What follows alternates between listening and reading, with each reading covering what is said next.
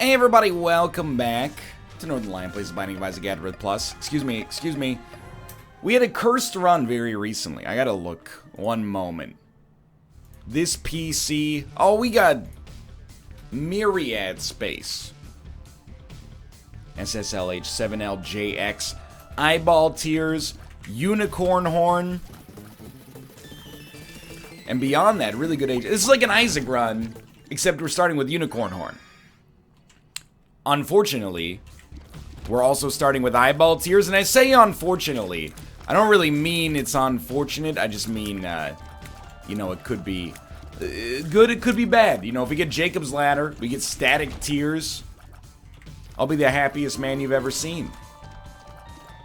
If we don't, and especially if our rate of fire goes down, you might start to hear me say some unkind words about eyeball tears. I'm also noticing, it's the thing in this business, kid, you wouldn't understand what it's like. Things are so hard. Not true, but I didn't know my voice was so hoarse until I started with that "Hey everybody." Usually, me talking in an Isaac video is like the first time I use my voice for the entire day. I know exactly why my voice is hoarse. It's because I woke up at like 6:30 a.m. Well, I'll give you the long backstory, okay? So we recorded this Meow Box video. If you're not familiar with what the Meow Box is, it's a loot crate for cats. So once a month we get a box. It usually has like 3 or 4 toys in it, and then some kind of treat. And the treats have varied in efficacy as far as our cats are concerned. One time they got freeze-dried salmon, they loved it. Freeze-dried chicken, they loved it. When they get like basically they're hipster foodies. When they get like some kind of processed treat, the likes of which that every other cat on planet Earth is happy with, they turn up their nose and they're like, I don't want this. I want grass-fed. You've never heard of that? Oh, it's a new thing. Started in Vancouver. Now they want like grass-fed beef and, you know, wild salmon, but with all the moisture stripped out of it so that it stays good longer. But this time, it was like dried sardines, like huge, I mean, for cat standards, sardines that looked like a sardine. It was a fish, you know, with the head and everything. It's not a huge fish, but for the size of a cat treat, it's pretty large. And Tomo does not understand it at all. Tomo's a little bit more sheltered. He's a little bit, to put it politely, a little simpler. And that's okay, because I love my simple son no matter what. And the other thing is, he's a cat. So he accomplishes his cat-based duties pretty easily. He poops by himself, drinks water when he's thirsty, eats when he's hungry, meows when he wants attention. He's a good boy, and I'll tolerate no dissent on this. But he was looking at it, and he's like, this is a whole animal. I'm not going to eat a whole animal. That's absurd. But Ruka, he played with it for a little while, and was like, I don't fully understand it. Then he took a bite of it, and he was all in. So we fed him 2 of the sardines, and he was losing his mind. It was like the greatest day of his entire cat life. Then we put the bag of sardines, closed, by the way, as you might expect a bag of dried fish to be if you don't want to live in a biohazard zone from an aromatic standpoint, on top of this, excuse me, no deal with the devil, because of the fact that it's a small room. Amazing. Either way, we put it in a jar with like a sealed lid where we have all the other cat treats to make just the world's worst smelling jar of all time.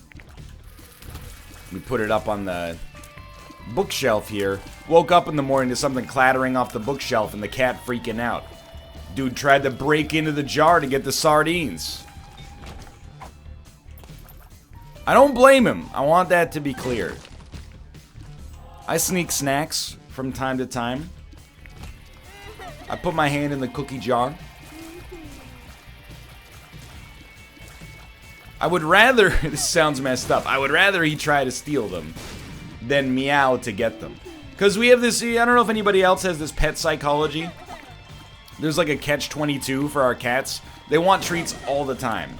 But if they ever meow for treats, we can't give them treats because then we feel like it's reinforcing begging. So they have to wait for a moment in which we spontaneously remember, like, oh, it's been a while since we've given them treats. And then we give them treats. If they ever ask for them, it's like the opposite of the squeaky wheel gets the grease. If they ever meow for them, we go, no, you can't have it, because then you'll think that every time you meow, you get to have treats. So it's a very complicated psychology. You wouldn't understand it. Only pet owners will understand. So that's why I woke up. I mean, I fell asleep again afterwards, but I'm telling you, Tomo, he sleeps. That's why he's like world's #1 son. Ruka's great too. He's got big things planned for himself, but you know, when I work, Tomo knocks on the door, he jumps up his box here, and he takes a little snooze while I record Isaac videos. Ruka's constantly plotting. At night, you know, Tomo has like a spot in our bedroom he sleeps, he just jumps in, takes a snooze. Nothing wrong with that. That's when Ruka does all of his illicit crimes, when everyone else is asleep. I don't think I've ever woken up to Tomo doing anything. If I did, I would freak out because something's going wrong. I wake up like, probably once a week I wake up to Ruka doing something. It's like having 1/7 of a baby. At least for sleeping purposes. I'm not saying it's nearly as hard as having a baby. I'm just saying, oh, I didn't mean to use it like that, but it did still at least get 1 mushroom instead of 2. I'm just saying, it's like having 1/7 of your nights you have a baby is what it comes down to. You wake up, bleary-eyed, meow, meow, meow, what's happening? Oh, you knocked over a piece of plastic because you were trying to break into a jar in order to get some fish. I understand. Wish you hadn't done that. If you could just make like a calendar note on the Google scheduler, I will schedule you some treats for tomorrow. But for now, inexplicably, we need to sleep or we will feel terrible the next day. Nobody knows why. Science is still baffled. But please. Is it? I mean, I don't think it's worth taking the coupon. Sack of Sacks 100%. I also do want theirs options. We probably could have done it in the alternative way. Both ways have their positives and negatives, I think. Their chances of success. But the idea is Sack of Sacks, if it gives us a sack, might give us enough money to get theirs options before the boss fight. Either way, we're getting a deal with the devil, which, you know, without being entitled, it's a loaded word, without being entitled, we kind of deserve a deal with the devil. We deserved one on our last floor, but it didn't work out like that.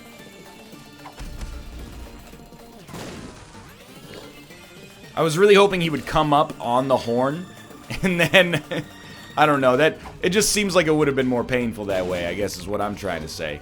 Now, you are dead, easy fight. Little Steven, not very good. But, an opportunity here, to some extent. Dark Bum is probably worth taking. Almost always. The only reason I say probably is because I do kind of want a damage upgrade, but there's no... Well, there's no way for us to facilitate that at all.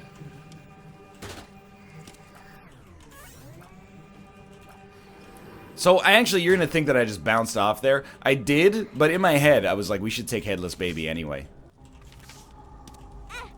Mostly, and it's embarrassing, but we need the extra damage. I'm willing to go on this one. Any extra damage, I'm going to be okay with. A little extra speed is fine. Get a Death and the Magician card. I think we're going to grab the Sun card, get the heck out of here. No, there's options, so we are limiting our future potential, but I don't know. This floor was a little bit more positive, at least. It's a freaking start, more or less. Alright, there we go. We'll pop a Sun card. The Sun. And the timing was good. So we do have a little opportunity here. We should have 2 full Red Heart containers. I'm going to go 1, 2, 3. That's all we can do for now. Maybe in the future. This could be a big floor for us, but I don't know. I just kind of doubt that it will be. So last night, I have a nightly routine, oftentimes. I watch my friend Corey stream on twitch.tv/FlackBlag, and I have to admit, I didn't fully understand. I've been on Twitch for, well, at this point, closing in on more than 5 years, actually. Now that I think, hey, get out of here. Hey, okay, we're lucky. So, oh, that's exactly what we wanted, Jacob's Ladder. Except I'm now realizing we actually want static tiers, but Jacob's Ladder is still, like, really, really good. But, I've been on Twitch for 5 years. I never really understood Twitch until I became a more regular viewer. Because his internet was acting up. He had, like, a 0.18 megabits per second upload speed. Horrendous. Like, literally unstreamable. You probably couldn't even stream, like, audio consistently in that quality. So he canceled his stream, and I was like, now I understand. You know, we had internet troubles for a long time. It's the most frustrating thing as a streamer, because you're like, I want to do my job, and then your internet is like, no, and then you call the company, and they're like, what'd you do? You're like, I didn't do anything. What did you do? They're like, well, you didn't do anything. Did you try? Yes, I tried unplugging it and replugging it. Yes, I held the power button in for 10 seconds, blah, blah, blah. By the way, I know this advice is going to fall on deaf ears. I'm not a tech support master. But if they tell you to turn it on and turn it off again, if they tell you to hold the power button in for 10 seconds, do it. Nobody knows why. Sometimes it just works. You know, I know you're going to say that's not going to work. Give me the real advice that you're holding out on for some reason. Because you want me to be on the call as long as possible for no reason whatsoever. I'm telling you, do it. Don't lie to the tech support person. You ever have that, like, your computer's acting funny? Restart it. Oh, it's fine now. I don't know what the difference is, but that's exactly the same. Nobody knows why, okay? Probably somebody knows why, but I don't know why. So as far as I'm concerned, nobody knows why. But yeah, you know. And then there's the added thing. Oh, I tried to walk into you and use the spacebar, which is not going to work. There's the added thing that, like, Twitch as an occupation is such a momentum-based thing, and if you ever take time off, they're like, hey, 20%. People always think, like, and you're right, okay? They say, a lot of streamers, I'm gonna just do what I always do and start by offending my own people. A lot of streamers act like streaming is harder than it is. It has unique pressures, absolutely. It has things that are relevant to streaming as problems that are not relevant in other jobs. People find it hard to understand because everybody assumes it's just 100% a dream job. I think it mostly is, but not 100%. But no job, I'm sure, you know. What do people think is a dream job? Be a professional athlete, have, you know, chubby idiots like myself yell at you. Oh, what are you doing? You gotta pass the puck properly. Why are you passing there? You gotta shoot, you dummy. You know, just like that over and over. What, Hollywood actor? You work like 14 months on a movie? Yeah, you get paid a lot of money. It comes out, people are like, your performance is really bad. Oh, okay. Guess I'll just go screw myself then. But either way, Twitch is a momentum-based business. You know, I stream, at this point, 7 days a week. The only day I don't stream is Saturdays. Well, on my channel, I don't stream Fridays or Saturdays, but I'm on Roundtable. I'm on Kate's stream on both days. It's a 7-day work week on Twitch, for real. And the reason for that, partly is because I enjoy doing it, and partly because I'm not doing anything else, which is another can of worms in and of itself, but the other thing is that it's momentum-based. Like, did you see Ninja tweet? And this one's gonna get me in trouble. Ninja tweeted, you know, he's the largest streamer on Twitch right now, in terms of subscriber count, especially. So he's like 180,000 subscribers. He's making an unfathomable amount of money monthly. And by unfathomable, I mean about as much as a mid-tier NBA player on an annual basis. And he tweeted he was away playing in like that charity Fortnite tournament at E3. And he was like, if you're wondering why streamers don't like to travel that much, here's why. I was away for 2 days, 3 days, and I lost 40,000 subscribers. And a lot of people, and I would say rightfully, made fun of that tweet because it is a little tone deaf for like a 26-year-old making at bare minimum $500,000 or $600,000 a month to be like, hey, you know, I lost like $100,000 this month, but I'm still gonna make $400,000, like more than, you know, the average viewer probably makes in 10 times their annual salary. So like, if that's your nightmare scenario, that's pretty good. But I was also upset would actually probably be a pretty okay word, even though I think it's tone deaf to complain about money when you're in that situation, you know, that people would kill to be in. He's not wrong, and there's a conversation to be had about the fact that if you ever take time off on Twitch, especially if it's longer than like a week. I've been away for 2 weeks before, and I'm an aberration that nobody, including myself, understands. My community is just, they're there for it. And I am incredibly grateful, wary of the day that it no longer takes place. But, you know, we've never been like the largest channel on YouTube or Twitch, but the level of support we get is remarkable. And you can see it in stuff like Champions of Fire, where like, you know, usually I'm around the middle of the road in terms of like awareness there, but the chat is like 100%, well, like 95% ours, which is really cool and flattering. But anyway, what I was gonna say is people oftentimes, in my opinion, miss the point, and they'll say, well, he's still making a lot of money, who cares? Well, you know, it is like 25% or, you know, 20% of his income fell through the floor. That's going to give anybody anxiety. And then beyond that, it's not the same as like, well, if I don't work, I don't get paid either. That's true, of course. You know, if you have an hourly wage, if you don't work, you don't get paid. I've been there, obviously. I mean, I'm still there because I'm on Twitch. But the difference is, if you work the same number of hours next month, you'll get paid whatever your monthly or whatever your hourly wage is times the number of hours you worked. Whereas on Twitch, you know, your subscriber count is a monthly rollover. So if you drop 20% of it, it basically looks like range down. Oh, we got to get the item room. It basically looks like for the next like 3 months, you're probably gonna end up taking a financial hit for taking those days off. And that's normally how it works out. And again, I want to point out, this is not complaining. All I'm doing is backing up Ninja to a mild extent. I would never, ever make a tweet that's like, hey guys, in 2 days, my prospective income dropped more than the average person makes in 2 years. That is a little tone deaf, especially when your duties are playing Fortnite. But I am also saying, he has a point. I think he does. On a literal, objective level, I think he has a point that's like, that's why streamers don't take as much time off as they probably should. But again, I'm also not complaining about streaming as a job. Anyway, that's why it's frustrating when your internet doesn't work, because you're like, this isn't even a day off. It's a day where I'm dealing with freaking tech support for what, from your perspective, feels like no reason. It always feels like the tech support person's like lying to you. Like, they don't want to give you the information. You're like, just tell me there was a power line that went down or something. I don't know why you're being so cagey. Oh, did you download something? Have you checked to see if your refrigerator's running? Just tell me. What's the issue? Anyway.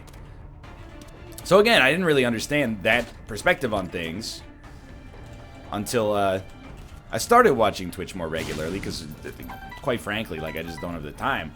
Most of the time, I'm either making my own Twitch content, or I'm in school, I'm doing something else. But now that I've been watching it a little bit more regularly, when he wasn't able to go live, I was like, oh man, that's like my 2 hours of entertainment. I gotta find something else to do. So I was watching Amazon Prime. I'll tell you why I was watching Amazon Prime, okay? It's a complicated story. First off, I've never used it before, so I was like, you know, this will be interesting. Let's see how it compares to Netflix.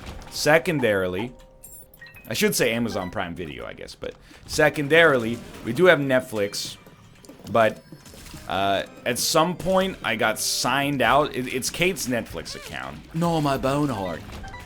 I got signed out of it, and it's just like, whenever the situation has come up where I've been like, I'd like to have your password to get back into this Netflix account, Like, instead, I'll just walk out to the living room and, like, watch it on the Xbox or the PS4 or the Wii U or, you know, the laptop, the iPad, my phone, etc., etc. So it's never been a pressing matter once I got signed out. I'm just really hoping I don't get signed out on my phone, in which case that's going to be I'm going to have to ask. It's not really going to be a problem, I guess, but... So, I couldn't watch Netflix. Or I could have, but it would have been on my phone, but I was like, you know, I'm doing YouTube-y stuff right now. I don't want to be watching something on a tiny phone. I want it up on my other monitor while I set videos and schedule publishing and thumbnails and stuff like that. Is this... It is the depths, too. Okay. We might, but probably won't be able to make... What is that? Our boss rush? I want to at least give it a try, but we'll see. So anyway, I was watching Amazon Prime Video. That's the explanation behind that. I was watching one of their shows. I was trying to figure out what I wanted to watch. I don't care about Top Gear. It's not like... I'm not against Top Gear. But I also... It's just not really my bag, baby. I drive a moderately priced mid-size sedan and don't know what a drive shaft does. So I watched first couple of episodes of The Man in the High Castle. If you're not familiar, The Man in the High Castle is an alternate history, pseudo-science fiction that takes place in the United States in the early 1960s in an alternate universe where Germany and Japan won the Second World War. And they divided the United States down the middle, the East Coast being German, the West Coast being Japanese. We're definitely not going to make this. Probably shouldn't have done it, actually. With a neutral zone in the middle encompassing the Rocky Mountains. Does this show ever get any better? It's based on a short story that I have not read, by the way. First couple of episodes, I was like, it's okay. But it does... I'm so, and you've heard me talk about it in the past, I'm so against critiquing media in this fashion where you go, well, if this is this, then why is this this? Movie ruined, you know, like one thing happens that doesn't jive with your preconceived notions. Nah. Here's one good example is in Signs, okay? I'm going to spoil the 2003 movie Signs. Signs, a taut and effective science fiction thriller for 95% of the movie. Last 5% of the movie, they reveal, turns out the aliens are weak to water. Water is poisonous to the aliens. Cue 15 years of people considering that like the worst plot hole in any movie ever made. It just literally ruins the whole movie for me. It is dumb. And you can make counter-arguments, because, you know, people are like, well, what if... The thing is, like, you know, the atmosphere is it's got water in it. You know, we have moisture in the air, etc., etc. Why didn't they get hurt by the moisture in the air, then, M. Night Shyamalan? Well, you know, why didn't they scout the planet and say that, oh, this one's full of poisonous air, it's like us landing on Venus? People are like, well, what if... their resources on their home planet were so dwindled they had no choice but to go to the first planet that was the closest one to their livable atmosphere, even if it did look like a suicide. Sure, okay, fair enough. But also, I tend to believe, as stupid as this sounds, that probably they just didn't think about it. They were probably like, wow, wouldn't it be... And then they knock over the glass of water and it hurts the aliens, and all of a sudden we realize they're actually destroyed by this thing that's around us every day, and you get the idea. But the rest of the movie is still pretty good. There's still like haunting stuff in that movie. Just because there's one glaring problem with it, at least from my perspective, that doesn't render the whole thing unwatchable. It's too easy to dunk on it for that, you know? It's the same thing, there's a moment like that in The Last Jedi. I'm not going to spoil what it is, but I'm going to describe it in such a way that people are going to be like, you know, You'll know what it is if you've seen the movie and you followed any of the criticism. And I will say, you know, I'm one of those guys. I like The Last Jedi. I thought it was pretty good. I disagree with a lot of the criticism regarding it, but as long as you're civil about it, who cares? Couldn't care less. The Hermit. One second. Hermit. We want to keep huge growth, like, just in case. Hermit. Ace of Diamonds. I'm just going to turn it into 2 cents. We're not going to use the cards anyway. There's a maneuver, let's describe it thusly, that's done during a space battle, around 2/3 of the way through the movie. And a lot of the criticism surrounding that has been like, well, why don't they use that maneuver in every space battle if it's so effective? Like, why are we bothering with all this, you know, photon torpedo stuff when we could have just been doing this the whole time? The thing is, you're actually not wrong.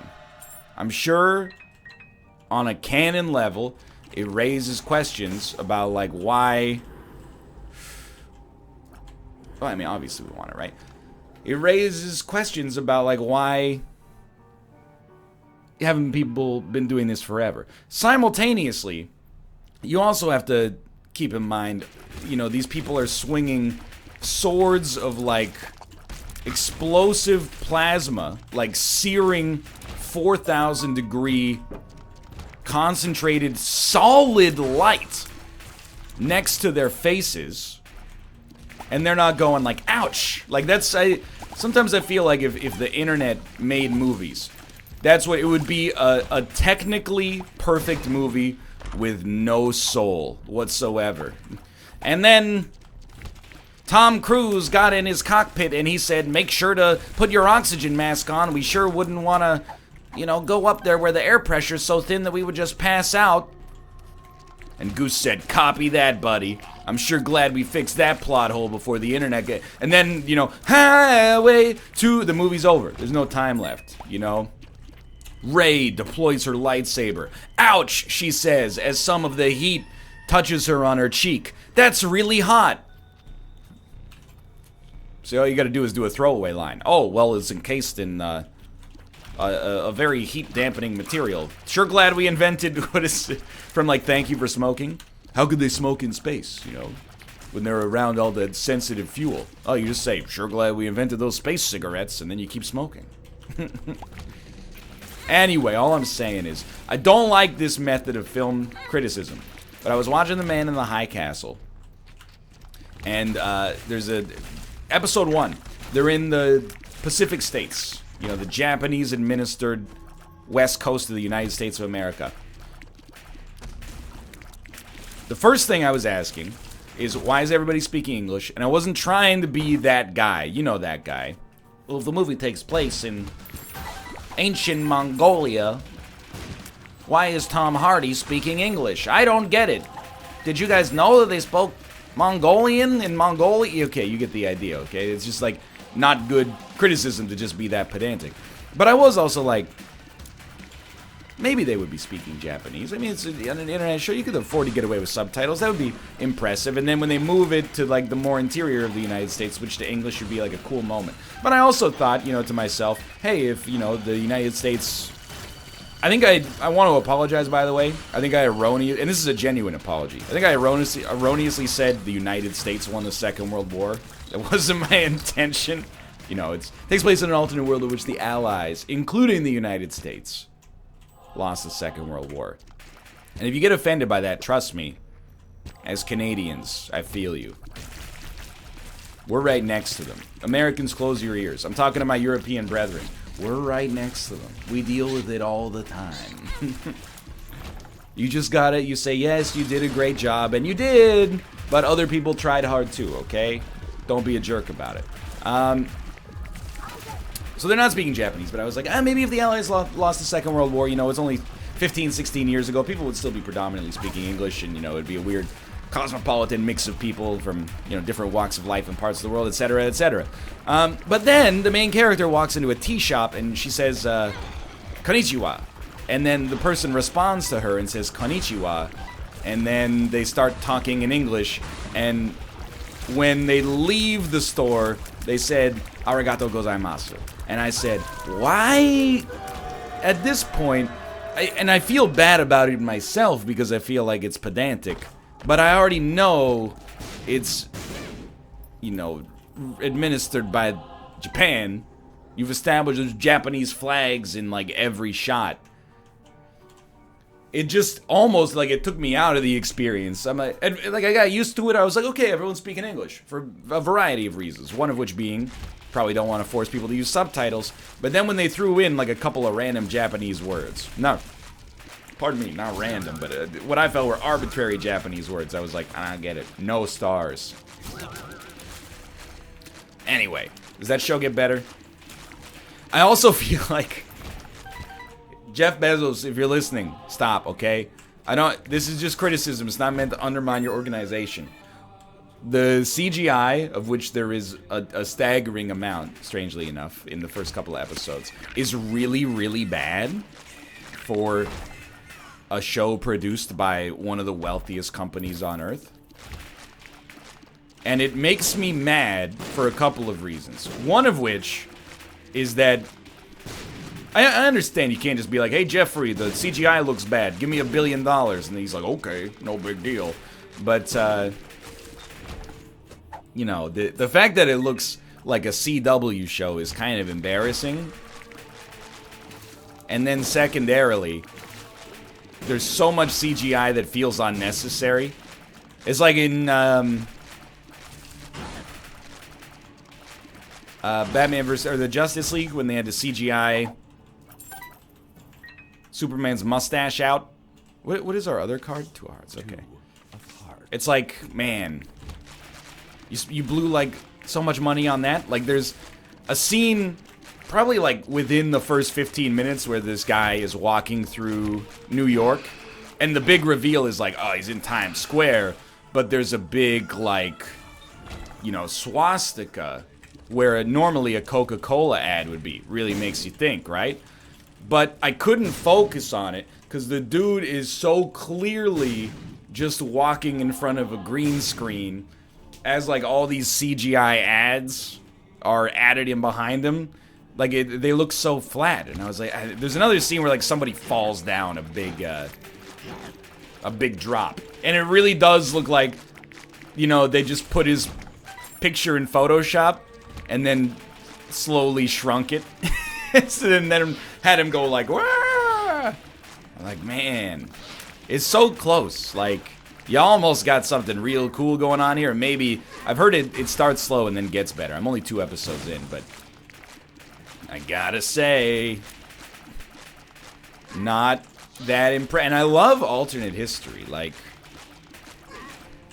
I think it's a really cool genre. It's also a genre I feel like most of the time is not done that well. So I'm looking forward to, you know, it being done well. The most, like, typically alternate histories are always like, what? Well, they're literally this one. What happens if Germany and the Axis powers had won the Second World War? So I was interested in a more accomplished and professional take on it. Don't know if I've necessarily hit that point, but I was on IMDb and it said 95% of viewers enjoyed the show, so maybe it'll get better in the future. I don't know. I mean, what's the average on IMDb for what percentage of people enjoyed a show? It's got to be like at least 80. Nobody's going, I thought that show was okay, but in the end, I was not that pleased with it. I'm going to give it a negative. You know, that doesn't happen. So it's either like, I liked it a lot, I want to see it on IMDb, or I hated it, let's go see what it's got on IMDb. That was me with Brad's status. Yo, I'm going to use huge growth because I'm extremely mad at our unbelievably slow fight here.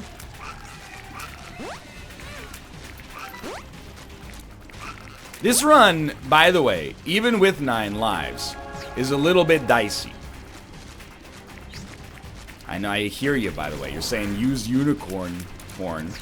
You're not wrong.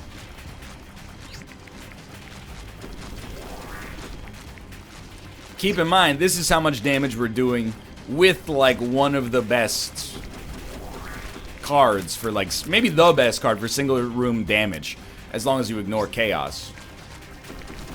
which I try not to, but... Anyway, those are the elaborate stories from my yesterday. That's about it. That's all I got.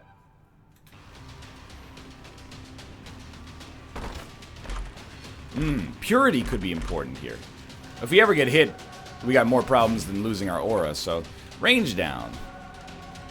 Well, I'll tell you what. Let's see what we got. I could not tell. I'm actually going to pop Algis. I'm going to get a little risky here. I actually have one more anecdote, and it'll tick off a space in the bingo card for those of you so inclined. I was riding my bike yesterday. I realized something about people that ride bicycles. Every single one of them has a smile on their face when they ride their bike, and it's making me very self-conscious. Well, Bloody Crown is not useful. Ah, that's fine. We don't need to be there. We'll lose... oh, no, we won't. Especially, I think it's maybe more of like a middle-aged thing. You know, is when I'm out riding in like get a job territory. Like when people see me and they see like, oh, it's like a relatively young man riding his bicycle for 2 hours at 11 in the morning. Have you considered getting a job? It's a lot of like 40 and up cyclists. And I guess they have a smile on their face because it's a Wednesday. And instead of being at work, they're riding their bike. That's pretty sick. But for me, knowing I'm putting in the time at the office later that day no matter what, I do not have a smile on my face. I have a smile on my face after the ride. I get a certain amount of pleasure during the ride as well from, like, you know, accomplishment and challenging myself, but certainly during the ride, I'm not like, I'm on a bicycle, this is great. I'm like, this... My legs hurt. Why are you smiling? As always, this is a classic Northernlion bit. Northernlion doesn't understand common courtesy because living in a major metropolitan area has made him innately suspicious of everybody. That's okay. Come by it honestly-ish. This would be a really, really good room to get through as quickly as possible. Like, in as few lives as possible. I think we have a rate of fire bonus right now from Aura. I love that he just sucked up all the shots there. I mean, it's a classic situation right now. If we get to Blue Baby, we will beat Blue Baby on 1 life. Or not 1 life, but with 1 HP. We might need more than 1 lives, but he's not going to be able to stand up to the, you know, the rigorous damage we're going to be able to put out. But there's a lot of rooms that could cause us some problems en route to that. We're hoping... Yeah, that was bad. We're hoping to not get double gate room, which is just horrendous.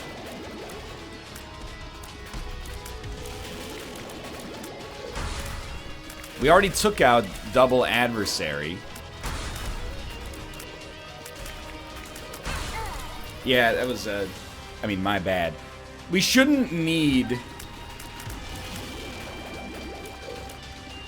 to use Unicorn Horn to get through this. That's why I'm saving it. The lives are worth something, absolutely. But Unicorn Horn is worth, like, a staggering amount.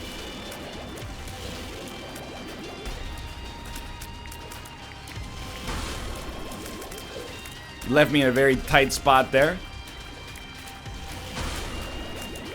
If I could just get them to kill their own flies, that would be worth something. Okay, I think we're probably looking okay now. Thank freaking God. This room should also be easy. I apologize for focusing a little bit more on Isaac here, but... it's got to be done. We never really popped on this run. We got some decent things, but we didn't, in aggregate, ever complete, like, the holy trifecta of what we need. AKA Guppy.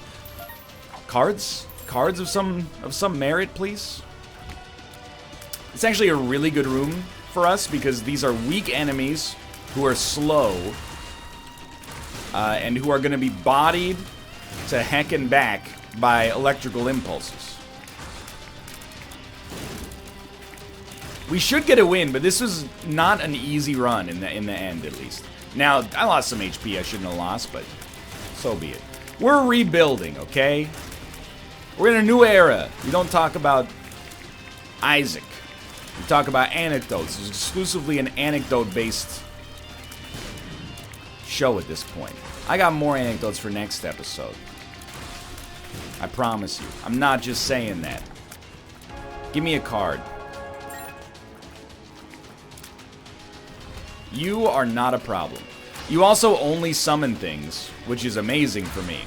So we will probably... I think the way that you do this, and I apologize again for being so, like, all about the banal minutia of this Isaac run, but it kind of got to that point, you know? You got something? You do. We will not pop Unicorn Horn until it becomes clear the win is reliably going to be within grasp. So I'm not using Unicorn Horn when this guy's got 80% of his HP left. No! I will use Unicorn Horn because our orbital sucks for damage. I'm sorry to tell you, but I'll use it when he's like 50% or below, and then we'll probably get him another 30% down or something like that.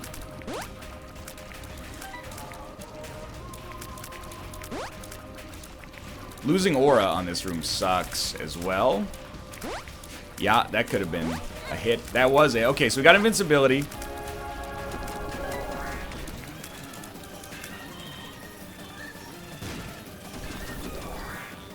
That was better safe than sorry.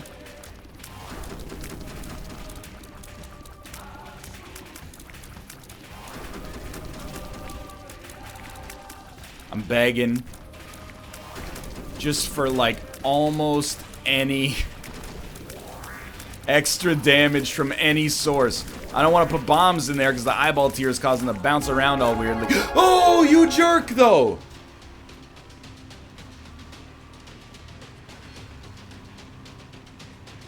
I don't even know what we got hit by at the end there.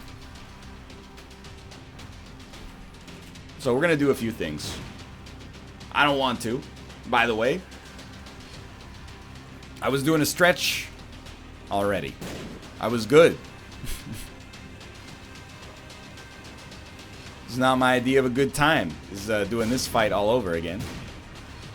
You don't have secret rooms anymore, huh? We don't do secret rooms? That's just the... Okay, well, my bad. I think we should try to do a couple of extra rooms. This is not the one you want to do. We'll try to survive, but it's probably a loss of life. Just looking at it as rationally as I can.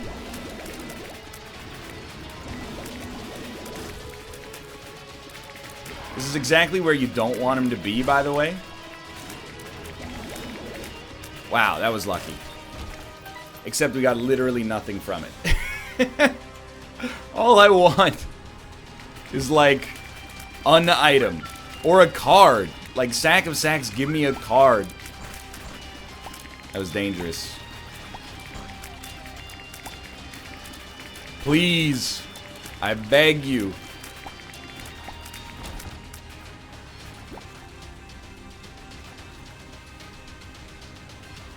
Well, we're gonna keep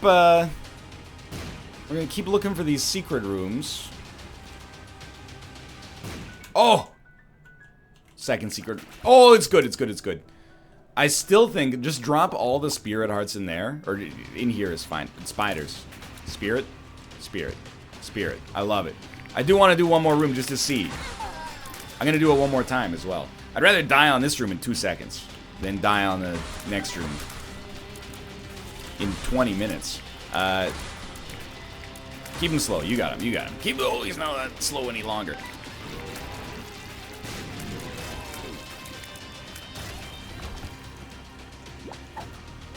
Nothing. Nothing from nothing. Nothing. I kind of want to get hit one more time. This is going to sound stupid, but our stats are not good. We might as well, like, aura ourselves up. In fact, just hit me. What's our new aura? Speed. We still have a cat head. We can get hit one more time. Damage. There you go. These are high-level plays. You know, as soon as you see a 45-minute Isaac episode in your inbox in today's day and age, things are going to get a little funky. And here we are. Now we have 9 damage, thanks to deliberately throwing away many, many lives. If you are a fool, you get in close. We stay far away, because as dumb as well, there you go. As dumb as I pretend to be sometimes, I still understand that we don't want to lose that 4 damage bonus that we had going on there. So now things are going to be much slower.